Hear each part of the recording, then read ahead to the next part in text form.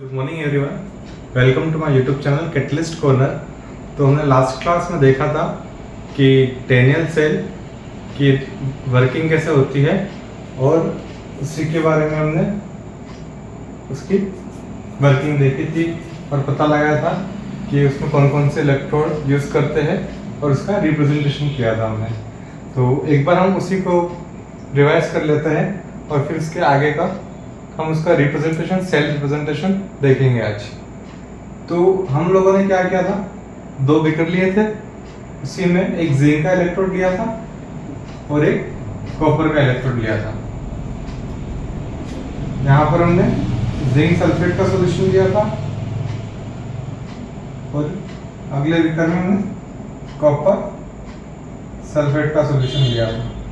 ये हमारा salt bridge हो गया।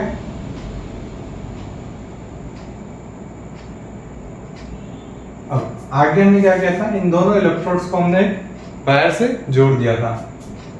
अब क्या होगा, जो हमारा जिंक है वो इलेक्ट्रॉन रिच है, तो अपने इलेक्ट्रॉन लूज करके वो Zn+2 में कन्वर्ट होता जाएगा।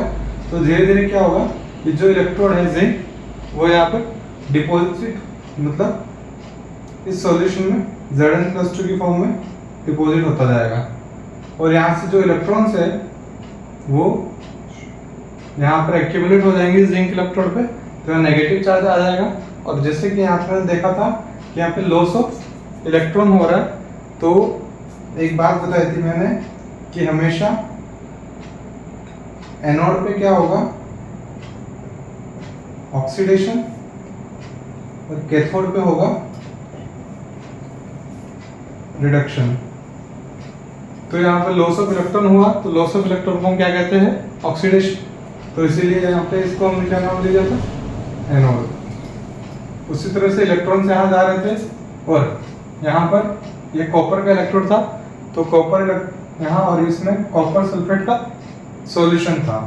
तो कॉपर +2 में था, उसने इलेक्ट्रॉन्स गेन करके ये कॉपर में कन्वर्ट हो गया और यहाँ पर धीरे धीरे कॉपर एक्यूमुलेट होता गया। तो यहाँ पर क्या आ जाएगा, पॉजिटिव चार्ज, और यहाँ पर गेन ऑफ इलेक्ट्रॉन हुआ, इसीलिए इसको हम बोलेंगे कैथोड। अब आज हम देखेंगे कि यहाँ जो सेल रिएक्शंस हो रही है वो कैसे हो रही है। तो यहाँ दो कंपार्टमेंट है, first and second.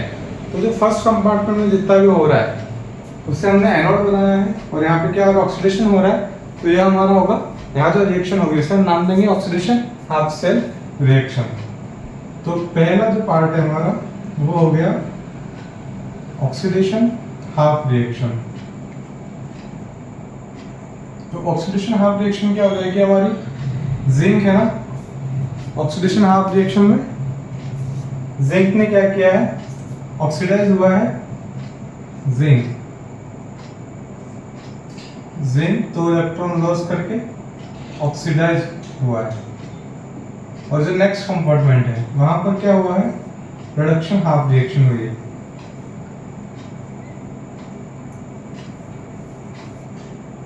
Reduction half reaction किसका, कॉपर ने क्या किया है, 2 इलेक्ट्रॉन गेन किए हैं और क्या बन गया है, कॉपर।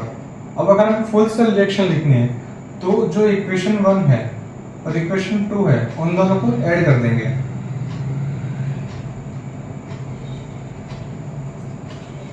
तो इससे हमारे पास जो रिएक्शन आएगी वो क्या बनेगी, Zn+Cu+2, इलेक्ट्रॉन से इलेक्ट्रॉन कैंसिल हो जाएंगे और आ जाएगा हमारे पास Zn+2 Cu। अब ये हमने एक सेल रिप्रेजेंटेशन से सेल रिएक्शन निकाल ली। अब हम इस सेल रिएक्शन को रिप्रेजेंट कैसे करेंगे, है ना, वो देखेंगे। तो मैं डायग्राम को इरेज कर रहा हूँ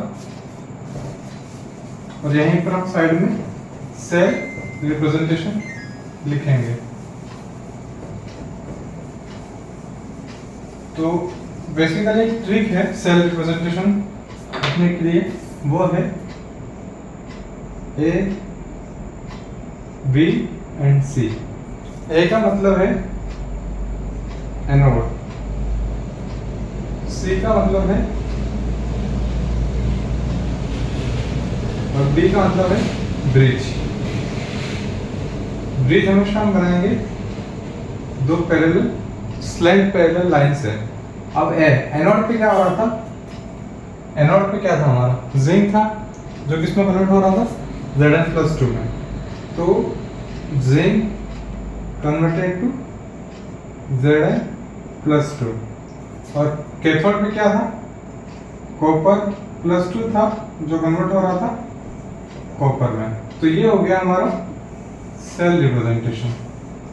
अब यहाँ पर अगर हमें कंसंट्रेशन गिवन होगी तो हम कंसंट्रेशन यहीं पे ब्रैकेट्स में मेंशन करते जाएंगे। तो ये हमारा हो गया सेल नोटेशन। तो आप इस ट्रिक की मदद से किसी भी सेल का रिप्रेजेंटेशन लिख सकते हो। Thank you for watching my video. हम आगे नेक्स्ट पार्ट में इलेक्ट्रोड पोटेंशियल के बारे में डिस्कस करेंगे।